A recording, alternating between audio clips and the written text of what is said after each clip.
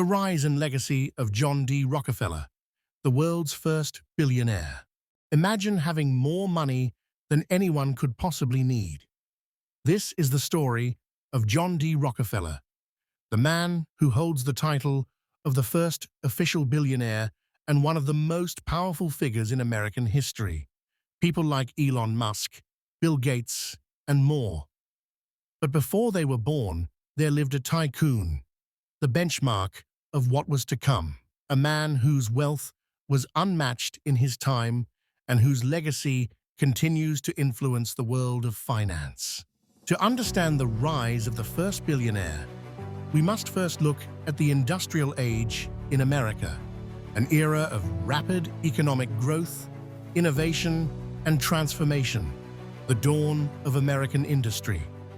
The late 19th century was a time of great change. The country was evolving from a rural, agrarian economy to one that was urban, industrial, and increasingly driven by capitalism. In the wake of the Civil War, the United States experienced what historians call the Gilded Age. This period, spanning from the 1870s to the early 1900s, was marked by an explosion of wealth, but also extreme inequality.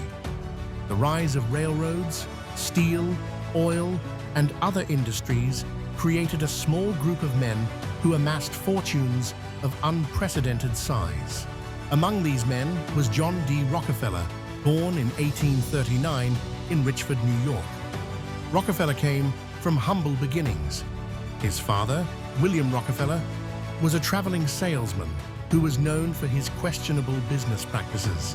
But it was John's own ambition, vision, and business acumen that would soon make him a force to be reckoned with. At the age of 16, Rockefeller entered the world of business by working as an assistant bookkeeper in Cleveland, Ohio.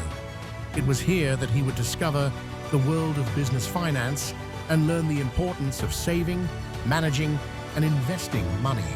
In 1863, at the age of 24, Rockefeller and his business partners started an oil refinery in Cleveland. The timing was perfect. Oil was becoming a critical resource, and the industry was ripe for growth. But the real breakthrough came in 1870, when Rockefeller formed Standard Oil, a company that would eventually control nearly 90% of the oil refining industry in the United States. Standard Oil's success was built on a few key strategies: ruthless efficiency, economies of scale, and consolidation. Rockefeller used every tool at his disposal, including buying out competitors, negotiating favorable railroad rates, and perfecting the refining process. His company rapidly expanded, and his influence over the oil industry grew to an extraordinary level. By the late 1880s, Standard Oil was not just a successful business, it was a monopoly. Rockefeller's company controlled so much of the market that it could dictate prices, dictate wages, and even influence government policy. In 1882, Rockefeller formed the Standard Oil Trust, a formal agreement among several companies to pool their assets under a single, centralized control. This move helped Rockefeller to maintain his grip on the oil market, and as his company grew, so did his fortune. By the 1890s, Rockefeller's wealth was already staggering. He was often recognized as the richest man in the world. But it wasn't until 1916 that he officially became a billionaire. By that time, his net worth had surpassed $1 billion, a figure so vast that it was hard for people to even fathom. To put it into perspective, the first $1 billion was equivalent to more than 2% of the entire US economy at the time.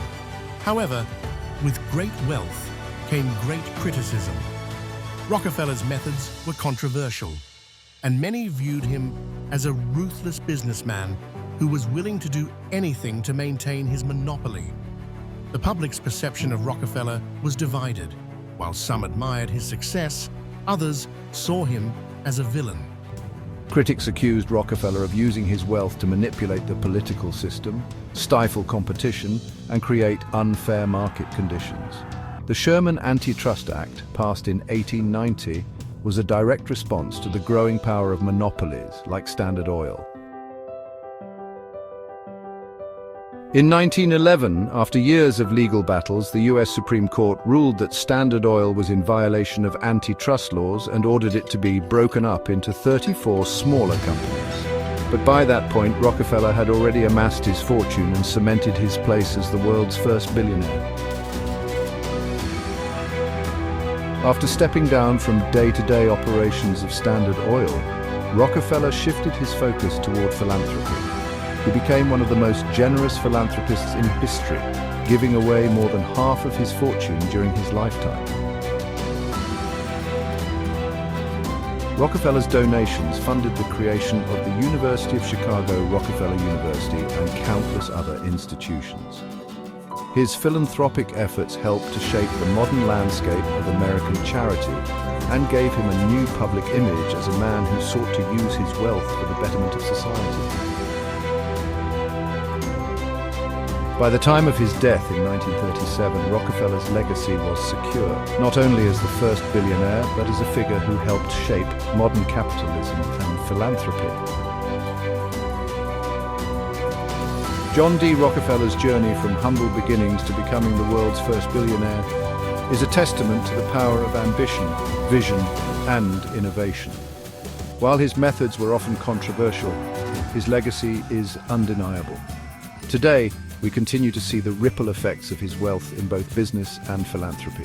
Rockefeller's story reminds us that the pursuit of wealth can transform not only the individual but the world around them.